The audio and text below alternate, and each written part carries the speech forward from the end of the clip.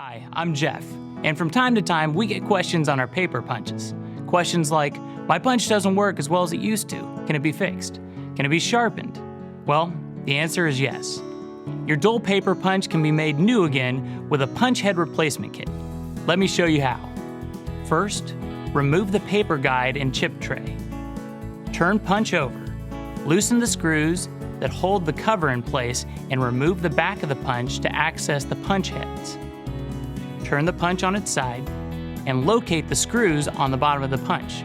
Then using a screwdriver, completely remove the screw. Next, remove the screw holding the punch head to the push bar. Open the cam lock and remove the worn punch head. Replace the punch head, slide it into its desired location, turn the punch on its side, insert the screw to hold it in place and tighten. Close the cam and lock it into place with a cam screw. Replace the other worn punch heads the same way.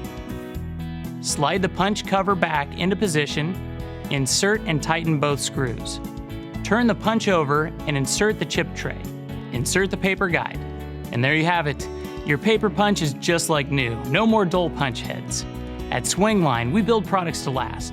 Let us know if you have any other questions and we'll be happy to answer them.